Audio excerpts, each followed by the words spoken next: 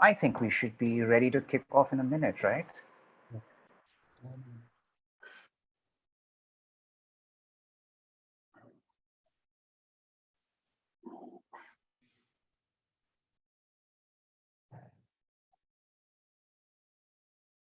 I noticed there are some people on the YouTube live link and they were not able to find the webinar link. So I'm going to go and ping them.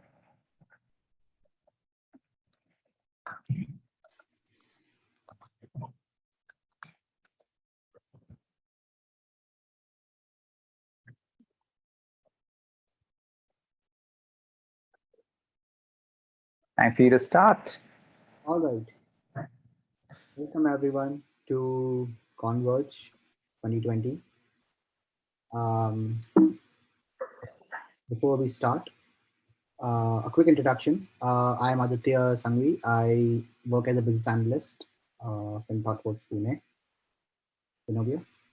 Hi, folks. My name is Zenobia. I also work as a business analyst with ThoughtWorks. Right. Maybe the next slide. Yeah. Right. So, first of all, welcome everyone to our Converge 2020. As a few of you may know, Converge is an event which naturally is more of a collaboration, connection kind of an event. And it aims to bring the people from different backgrounds together, product designers, analysts, solution providers, technologists, etc. They can come in together, collaborate, connect, share ideas, and learn with each other. So that's the whole idea of having this event organized. Next. Right. So this is this year's theme, business in the new normal. We're going to try going deep into what is the new normal that we're talking about, how businesses are going to function. We have an awesome list of speakers and an action-packed agenda. So this time, most of people who know about Converge, we generally have a single day Converge, but this time we have divided it into 2 days. Both the days we have a bunch of speakers and we're going to have dual track. So today's agenda is, as you can see over here, we'll start with disruption, past and future talk by Samir, followed by two tracks. One which will have building winning products in a radically new business environment, which will be by Sneha Prabhu and Mark Gonzalez. And we'll have second is track two, business goals in the new normal, which will be by Vishal Prasad. After that, we'll have a short break, and followed by that, we'll start with the workshop, which is facilitate with style in a distributed remote setup. Just a reminder, workshop is only for registered participants, like people who have registered for workshop. But all the other links are open to everyone else. Moving on. Right. So these are some ground rules that we wish to observe throughout the 2 days of Converge that we have. Being punctual, since most of us are organizing these, and these sessions are online, so being punctual will only help us to get context end to end. Mute yourself during workshops unless you wish to speak. This is just so that we don't have a lot of background noise. Using the question and answer section to post in your questions, so that we can keep track of these questions, and then we'll have answers given or addressed them as and when the session goes. Be civil, use the chat liberally, but please no abuses, no foul languages. And last, do share feedback because it only helps us to improve. All right. Cool. So we have the ground rules. Now, let's just from a logistics point of view, this being the first digital Converge, we'll just try to share how we've tried to plan this out. Things to remember, independent webinar links for each talk. So each talk will have its independent link. You all can select which link that you want to go to. All these links are available on the website as well as on the chat. We'll keep pinging you the links over here. We are following a dual track for both the days. So we will have all these sessions running parallelly. And workshop is only for registered participants, as I mentioned. One more thing, all these talks are going to be available on YouTube once Converge is done. So currently they are being all live streamed on YouTube. And once the Converge is done, we are going to stay over there on YouTube for everyone to just go through it again whenever they want. Cool. So Zenobia, what do you? Sorry, someone mentioned my audio is a little low. Is it better now? I can hear you. All right. I can hear you as well. Can you guys hear me? Yes, Samir, we can hear you. Yes. And see me as well, right? Perfect. Yes, Samir. All right. So I'll quickly go on and introduce Sumit. Sumit is a product manager at ThoughtWorks. He loves being a jack of many trades. And today he'll be practicing his talk show host skills. Sumit, over to you. So I'm practicing my talk show host skills with Samir. And like any half decent talk show host, I should probably introduce Samir to anyone who doesn't know Samir. So Samir's the managing director of ThoughtWorks India. But I think the most impressive thing for me when it comes to Samir is the fact that he's been in IT from a time when I couldn't even spell technology. That's as long as he's been in IT, and that should give you a sense of my age and how experienced Samir is. And Samir has a you're bunch telling of everyone I'm passions. ancient. And Samir, if I know you well, then you have two passions, right? One is building organizations with great culture, and the other is bringing new innovative offerings to clients and organizations that have, that whole legacy of great customer connect. Correct. So if that sets the stage a little bit, and I know when we sent out this description of your session, we said, well, this is a time of tremendous disruption. There's a lot of businesses that have got disrupted because of COVID. But there's a school of thought, Samir, and I want to just start off with this, that we've probably been through several of these disruptions earlier.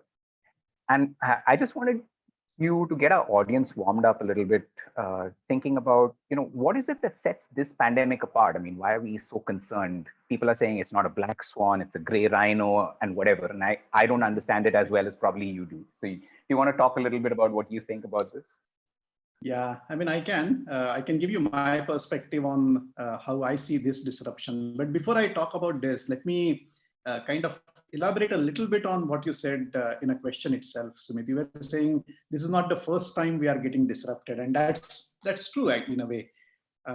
In fact, there have been so many statistics out, and one of the interesting statistics is to look at Fortune 500 companies list, and so one of the statistics is that since 1955, if you look at Fortune 500 companies list then and compare it to what it is today, roughly about 60 companies have stayed the same. So they have somehow weathered the storm. And we will talk about if there were many storms between those days. But from 1955, which is not so many years ago, I mean, it's few decades, of course, but it's not. In human history times, it is not so many years ago, and only 60 companies have made it, and 400 plus got disrupted, or they at least are not in Fortune 500 list. So you're right. I mean, this is not the first black swan event. I mean, in my last 15-20 years, I remember few which we had to weather through as a leader, tech organization, and stuff like that. So I remember .com burst or .com crash in 2000. That was probably one of the hyped about event. So that followed by 9/11 and oil crisis. I mean, last 15 years oil price history and how that itself has disrupted many organizations it's just phenomenal.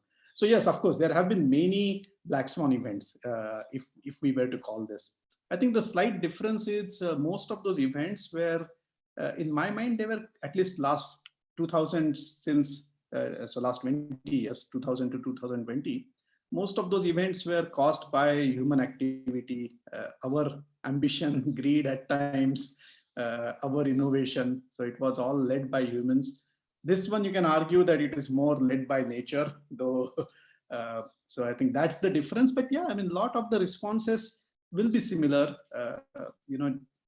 Few companies, organizations will get disrupted this time as well, and few will survive. And I think a lot of those who survive and those who get disrupted, I think those attributes will be similar, in my opinion, to previous Black Swan events, even though the nature of this Black Swan event might be bigger and different, but it will be similar.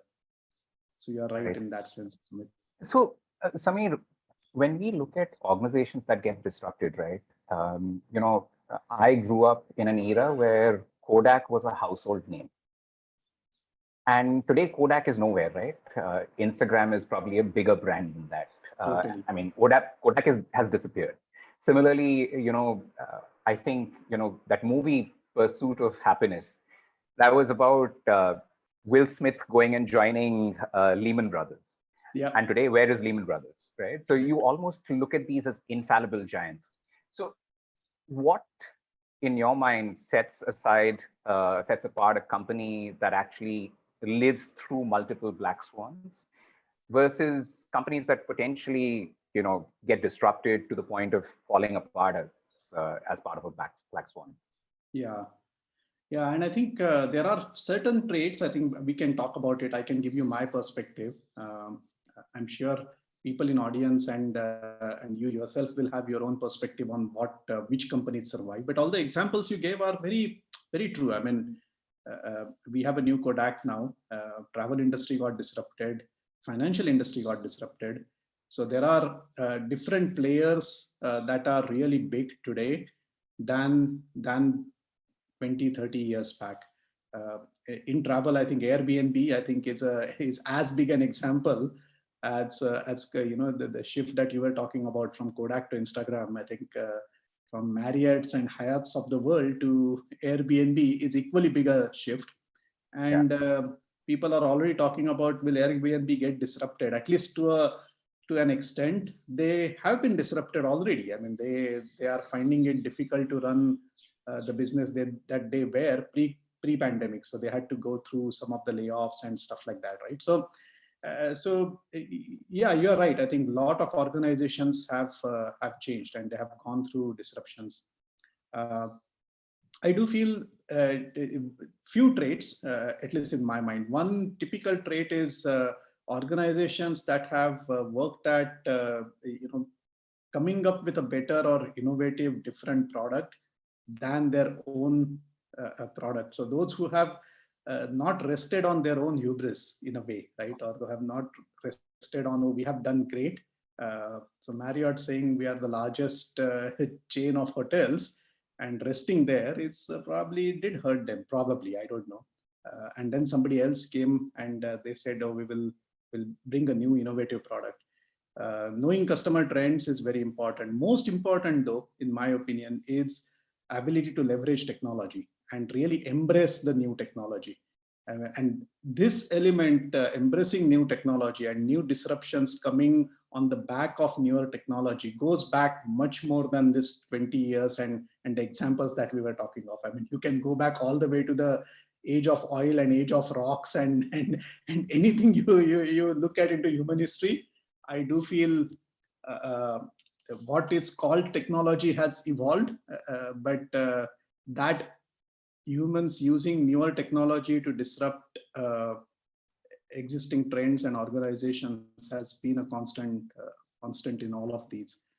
So the organizations which are leverage and have been leveraging new technology, already experimenting, not waiting for disruptions to come to their doors. I think those are the organizations that are likely to survive, and we know quite a few of them. So I'll take a pause, but I mean, if we are interested, I can give an examples of one or two of those. Yeah, that'd be great. I was about to ask you. So do you have some examples in mind? Some examples who lived through black swans. Right. Probably some that you've worked with as well is fine. Correct. And I do want to stay away from our typical, talking of Amazon and Google. And of course, those are all great companies, but I think we all know that they are great. I mean, I don't think we need to talk about that here. But we talked about Lehman Brothers, right, a few minutes back. And yeah, of course, they got disrupted and they are nowhere today. I want to think about, give us another example in the financial industry. DBS Bank, they are largest bank in Singapore. If you look at their history, they are like a state bank of India. They are similar, they were state backed in some sense. So they are characteristically similar bank, relatively traditional. What is a traditional bank in Singapore and versus what is a traditional bank in India will have different look and feel, but they are a traditional bank. And from there, last 3-4 years consistently, they have been one of the best digital bank in entire Asia and amongst the top digital banks worldwide.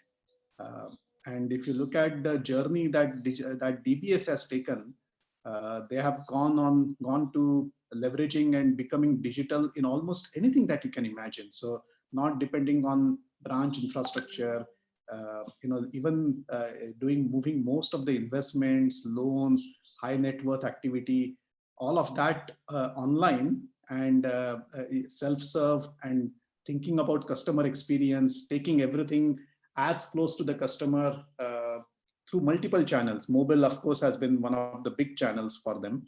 I think they have transformed amazingly. I mean, if you look at all the private banks which have come to a foray in India, I mean, few years back, I mean, all the public sector banks were the ones that we were talking about. Now, HDFC, Axis, Kotak Mahindra, there are great examples. IDFC are great examples of leveraging technology to do better. And they are not waiting for, I know I'll not name the bank, but for example, ThoughtWorks is working with one of these leading private banks, one of the 4 names, of course, when I already took the names. We are working with them specifically on completely branch-less product. And it's important that they think about those type of things now, or unbundling of the loans applications. And I think they need to do that today when they are at the top of, when they are the top, one of the top 4 leading banks in India. They have to disrupt their own business now. And I think there are organizations which are doing that. So they will be the ones who will succeed.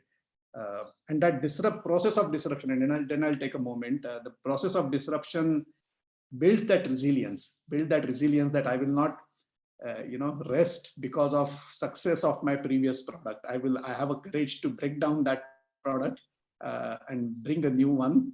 So kind of experimentation, resilience, all of that goes together, and technology acts as a backbone for a lot of these organizations. Right. So do you see, I mean, we'll come back to COVID in a bit. Do you see that industry sometimes tends to oscillate between patterns? Like, for example, if you look at the whole gig economy powered kind of enterprises, be it the Ubers of the world or the sharing economy powered enterprises such as Airbnb, right? They were able to disrupt the market because they kind of took a way around all of the regulation.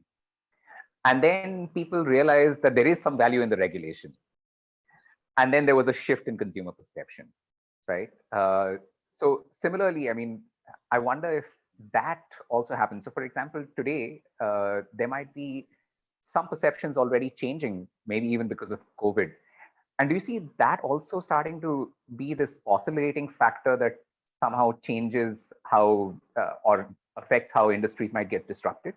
Correct. Oh, it does, absolutely. One example that comes to my mind. I was talking to an executive from ICICI Bank, won't name him, but I was talking to him in one of the Pune meetups, and he was saying when he has been with ICICI Bank for very, very long time, and he was saying in early days, we used to look at our biggest hurdle to succeed is a regulator. Those were the days when PNB and State Bank of India were the behemoths, and ICICI Bank was struggling to really increase their customer base and stuff like that. And they were saying, hey, man, only if the regulators were more flexible, if they understood what and they are putting in too many hurdles. Come today, and today a context is look at payments, right? I mean, payments is completely disrupted because of UPI and Aadhaar-based infrastructure that has come in now. So both identification and actual micropayment, I mean, they going on UPI. And Hence, they're supporting the rise of many Paytms and many PayPals that are local, with a local context in India. They are disrupting these banks like ICICI. And now he was saying, oh, now I think regulator is the only one that is keeping from these other payments only players from becoming really complete banks, completely online banks. So you're right. I think it oscillates. It goes back and forth multiple times, and I think this will continue happening. Travel is a great example. You talked about it, Airbnb. I think I was again, one of them is our customers, but I was talking to some of our own folks, and we were contrasting between United Airlines and Southwest Airlines in US. And those of you who know, Southwest is only one of the very few airlines worldwide who has made money, just even pre-COVID. And they are, of course, weathering this storm better. But most importantly, and that's what I think differentiates, when we were talking to Southwest executive, he was saying we almost imagine that business travel will go down. So people will travel less to make money for themselves or for their organizations. But looking at human behavior, we think traveling for leisure, traveling for entertainment will not go down. So if that travel was only 5 or 10% of all the airline seats that were getting sold in pre-COVID era, that percentage is actually going to rise in future. And he was saying we will invest in those areas. So you are right. I think it will oscillate. Even the industries which are most disrupted, if they are able to think through these type of things, I think this is a good thought. And if Southwest invests in those areas today, rather than having to worry about, oh, how do I survive as a business, they will succeed more than maybe United. I mean, that's the contrast we are talking about here. So yeah, it does go back and forth.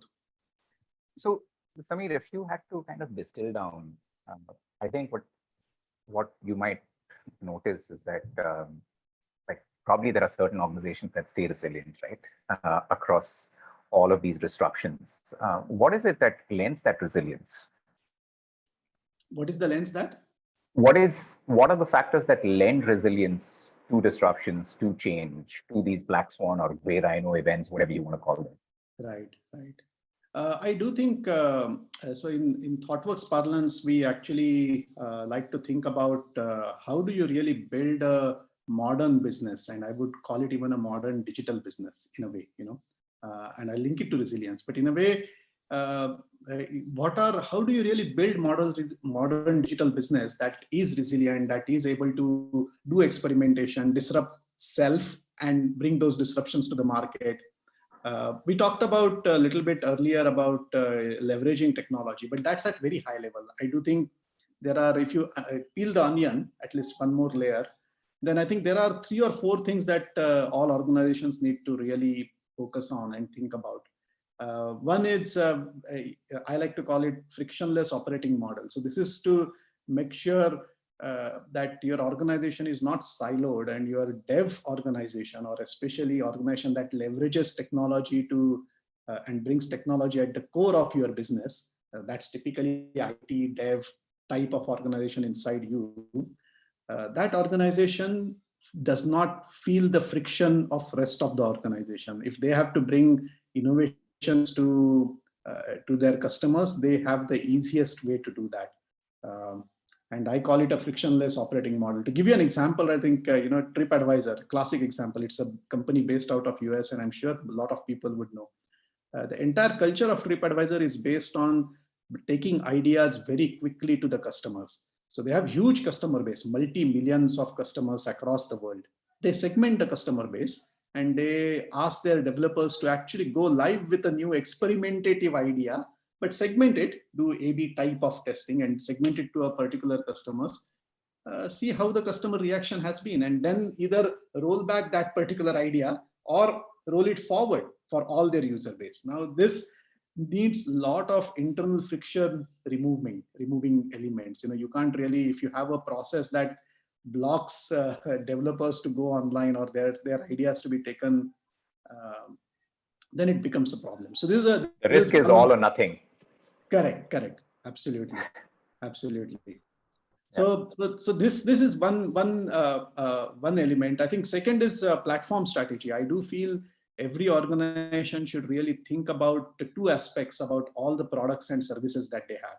I think they need ability to unbundle their products and services at their own discretion and at their customers' ask. Bundled products will get unbundled. Look at anything: finance industry, retail industry, travel industry. Uh, Anything that was bundled, you buy a ticket and with it comes meal and your seat and your seat preference and everything on an airline has been unbundled, and it will get bundled again for so those are different product cycles. How do you really create a platform that actually allows you to do this process in a plug and play manner? So you need to have your products and services, existing and new, to sit on a platform, and technology should enable that type of architecture. I think that's the second piece, if I were to kind of say how to build modern business. Third is, I think, design and product capabilities. I mean, part of it is very relevant to this conference, in my opinion. I know a lot of folks joining are from product background, design, um, and I think it's very important. How do you really keep customer at the heart of everything that you do? I think we have been saying about this for many years, but how do you really make it real for the products? So I think design products by looking at the customer, taking their perspective first. Fourth pillar or fourth element is leveraging data. I think that's the biggest thing. I mean, if you look at the examples that we deliberately wanted to stay away from, because they are very commonly referred examples of Google and Amazon and blah, blah, blah. What they have been leveraging the most is ability to convert the data that is anyway part of their normal business and convert it into an intelligence. So it's not that so number of people using Google, how do I convert it into an intelligence to serve both those customers better and for me to profit better by introducing new products which are more relevant to the customer and so on and so forth. So it's not just ads. I mean, ads is one example that gets talked about when we talk about Google, but in general, leveraging of data. And in fact, I feel this is one area where large enterprises are sitting on top of huge potential, and they have to find and leverage that potential. We have been talking about banks a lot. What State Bank of India has today, and that Axis, for example, I mean, doesn't have as much, is this differentiator. State Bank has been operating in every nook and corner of India, literally from breadth and width for last so many years. They have customers, they have data on their behaviors, needs, blah, blah, blah. If State Bank can only leverage that better, they will succeed much better than a lot of others. So yeah. And the last bit, which is really somebody is also asking a question about culture elements, and I think it's linked into that. So how do you really build a culture that is of engineering excellence? How do you really build an organization that not only leverages technology, while we have been talking about leveraging technology, that looks and feels like a tech organization? So you are a retailer who behaves like a tech organization. How do you really achieve that combination?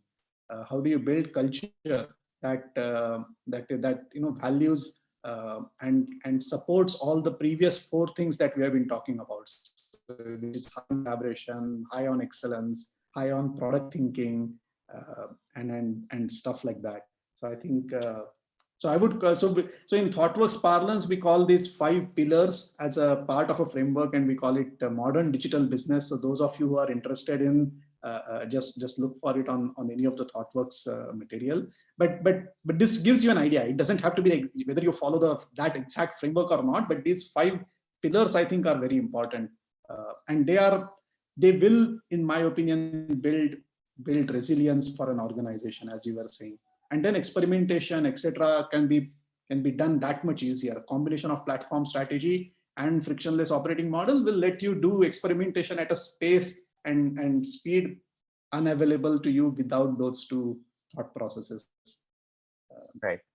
So Samir, we have some time left, and I want to take that opportunity to ask you a few bonus questions, so to speak.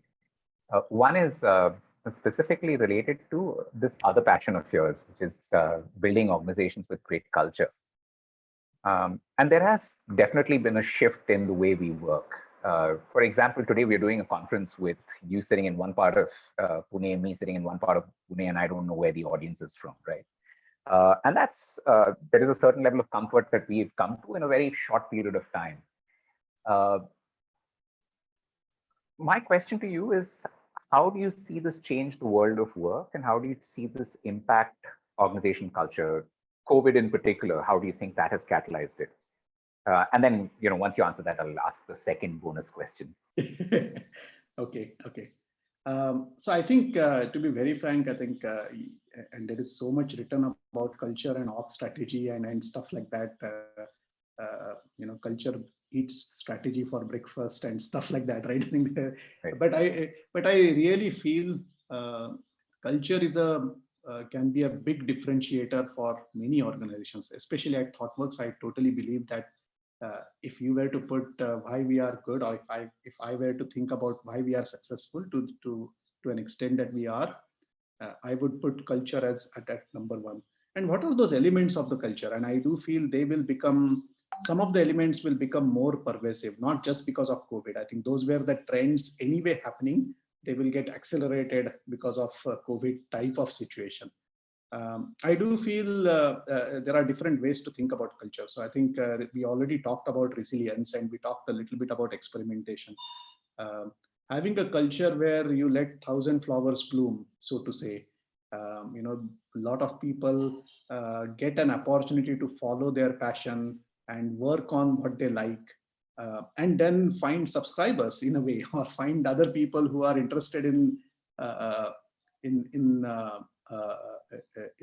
collaborating with them to bring those ideas to life is very important. I think elements of collaboration, elements of for small cohorts, I think they will become part of most organizations' way of succeeding. So if you contrast that with a very top-down organization structure, right, and then probably military is the great example that gets talked all the time, and it is a great example. I don't think military would have succeeded in so many countries, and they could have done what they do if they didn't have a little bit of top-down command and control, whatever words you want to use. Just a little bit. Sorry? Just a little bit. Yeah. But I think if, and I know there are organizations which also had those elements in them, and I think there is nothing wrong in it. I'm not talking about which cultures are good or which are bad, but I do think if you look at especially tech world, which is where what I'm assuming almost everyone listening to this today is from a tech world. Tech world is moving in the direction of smaller teams, high performing teams. Agile is no longer a different methodology that only few people followed. I think everybody is now moving towards Agile as a methodology, more than that as a concept, as a way to work with each other. So collaborative smaller teams will succeed in future. And I think that those parts we should definitely are part of the culture building, are part of, so how do you really collaborate? How do you really make sure that you are not hierarchical? Everybody has a voice. Everybody's ideas are almost valued equally. And not only that, you are able to take those ideas forward inside an organization. We talked about building a platform in the context of products and services. And I do think organizations need platforms for that. But can organization be a platform itself for individuals? Can I work inside ThoughtWorks and feel that, hey, if I have an idea, I can leverage ThoughtWorks remaining infrastructure to bring that idea to the life, and I can find co-conspirators, co-collaborators, whichever way you look at, and they can work with me. I think some of those elements are going to be super crucial for culture building. One bit we didn't talk about, but I don't know how much time we have, is I think ability to think a little bit wider. So what I mean is we are not living in, even in an organization, we are not living in an insulated organizational context all the time. So how do I really collaborate in a wider community area? And how do I really look at entire society? And if not entire society, at least entire tech community, if not entire tech community, entire product community. I mean, you can contextualize whichever way to your own situation, but hopefully that definition is broader than product managers inside my organization. I think that's too small a definition in my opinion. And how do you really expand that definition while remaining inside your organization? How do you collaborate for building knowledge? How do you collaborate for even building products? And how do you collaborate for all the things that are relevant for your craft and for the organization? I think that will be very crucial. And there are shiny examples. I think those of you who are interested, read on Zappos. I think how they build, how they look at communities. And then you, of course, have various impact. I mean, Zappos stories get talked about in the recruitment context, in the technical problem solving context. But that's a great shining example of how you build communities. We do ourselves a lot in ThoughtWorks, but yeah, look at those. Yeah. So I think my next question. Oh, you're drinking coffee, and I forgot my coffee for the coffee chat. So a little bit of a miss here. So that I was about to actually tack on to that whole communities question, because the next bonus question, last question for today, was that we're trying to build a community here as well: product managers, designers, analysts, founders, etc. If there were a few takeaways you would like to give them, with that theme of disruptions in the background, what would be those takeaways? Yeah, I think so. One is, I think disruptions will happen, and I think currently it is. So I think I want everybody to look at external disruption as a additional nudge that you are getting, which you for doing things that you should have anyways been doing in a way. That's how I look at it. And I think maybe you can argue that COVID is too much of a nudge, and maybe even I will accept that. But I think it's a nudge, and I think for us to do things that we should be doing. So my takeaways would be: we talked a lot about resilience, and I think everybody should think about resilience. I think it's a very important aspect of and that resilience. How do you build it? I think we talked about modern digital business framework that ThoughtWorks has, and that's our way of contextualizing, thinking about building resilience. I encourage you to take a look at it, but then form your own opinion and what is your framework of doing that. But do think about building resilience and on the back of technology. A lot of us are product managers and designers and business leaders here. So I do think we need to really.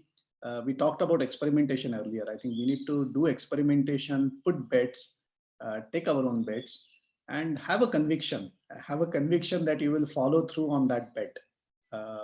You take it to the next level. I do think it is very valuable. Both if the bet succeeds, it's even more valuable, but irrespective of whether the bet succeeds or not, I think for your organization and for yourself, I think it's one of the most important thing. We talked about community and expanding our scope looking beyond organizations. If I were to convert it into more of a takeaway, I would say look at ways to influence and collaborate in a wider context, not get contextualized by a very limited product or business idea or project that you are working on. How do we do this? And I think if all of us think about on those lines, on those things, we'll be able to move the needle for ourselves and for our organizations and for our community. I think it will be a good thing. So resilience, influence, collaboration. I think those are great words to take away. Thanks for joining us on Friday evening. I know that you're actually joining from away from home. So thanks a lot for spending time with us. And folks, I noticed there is one question Oh, okay, let's ask. No better person to ask. How is ThoughtWorks adapting to face this pandemic? So I think, so we have, so let's talk about the easy bit first. So we have been always flexible about work location, even before pandemic. But if you really look at percentage of people wise, maybe I would say somewhere between 5 to 8% of people would be probably working from home pre-pandemic or pre-COVID situation. Um, that's not a huge percent. Most of the other folks, most of the 90+% folks would be working from office or from our customer locations. We are a consulting organization, so that's very natural environment for us.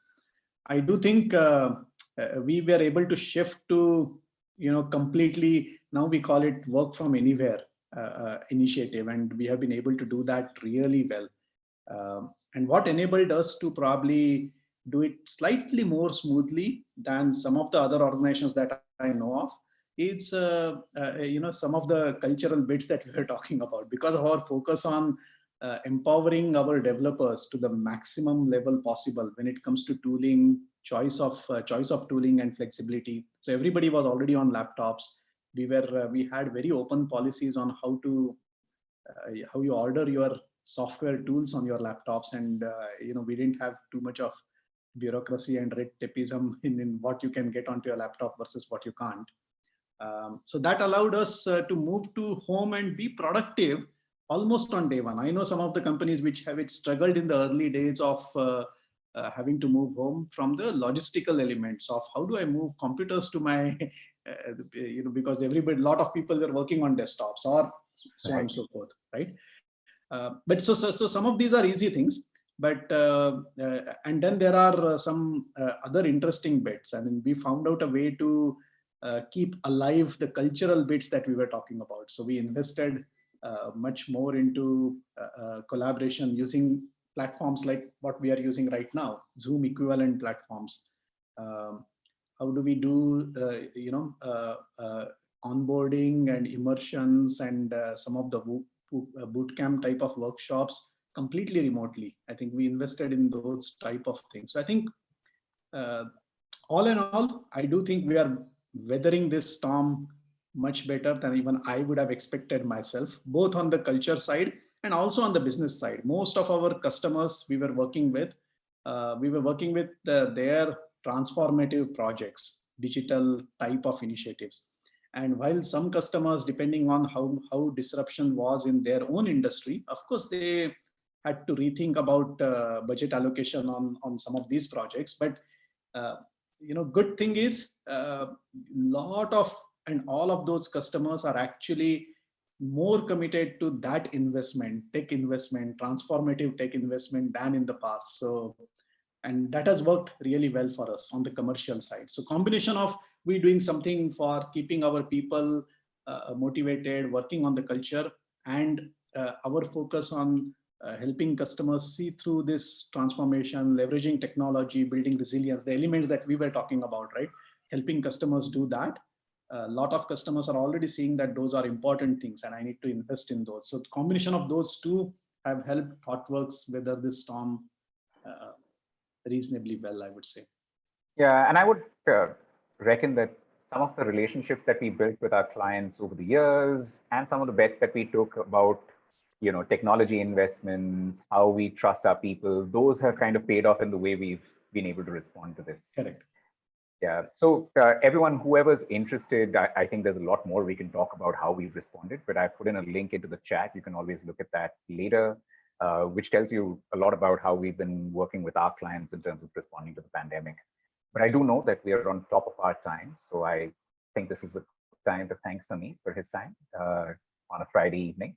And we should be starting the next couple of tracks in a couple of minutes. So I guess we'll see all of you there. Thank you, Samir. Perfect. Thank you. Thank you. And have a good weekend. Thank you. Thanks a lot. Thanks, Sumit. Thanks, for everyone, the links are for the next two talks are in the chat window.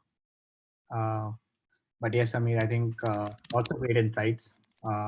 And it sets a tone for our overall Converge as a theme. Thanks a lot for your fun time. Perfect. Thank you. Thanks, everyone. Bye. Cheers. Bye. Thank you.